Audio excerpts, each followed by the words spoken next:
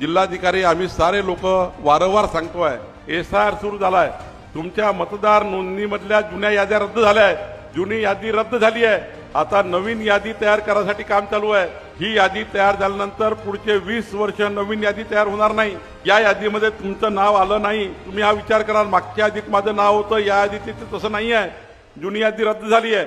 आता आपल्याला कोणत्याही परिस्थितीत 17 ऑगस्ट पर्यंत आपलं नाव आहे की नाही चेक करून घ्यायचं आहे. ज्यांचं नाव नसेल त्यांचं नाव कधी येणार नाही. मग अन्नाची योजना बंद, रेशनची योजना बंद, साऱ्या योजना या बंद होणार आहे. कारण आधार कार्ड आणि मतदान कार्डला तुमची योजना जोडणार आहे. तुमचं मतदार यादीत नाव नसेल, मुलाची ऍडमिशन कशी होईल, तुमच्या मुलाबाळांना कसं बेसाबेलतुरीत त्या ठिकाणी योजना मिळेल. तुम्हाला अन्नाची योजना बंद, तुमची महिला बालकल्याण योजना बंद, तुम्हाला समाज कल्याणची योजना बंद. उद्याच्या बेलतरुड राहून काय फायदा होणार नाही. घर आहे पण फायदा नाही, कारण मतदारच नाही आहे, हक्कच नाही आहे.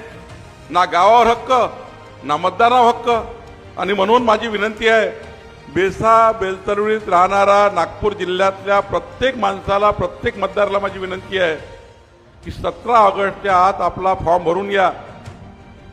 आपलं नाव मतदाराचं आहे का चेक करा. महसूल विभाग, महाराष्ट्र शासन. अधिकृत माहिती आणि महत्त्वपूर्ण अपडेट्स मिळवण्यासाठी आजच महसूल विभागाच्या सोशल मीडिया हँडलला फॉलो करा.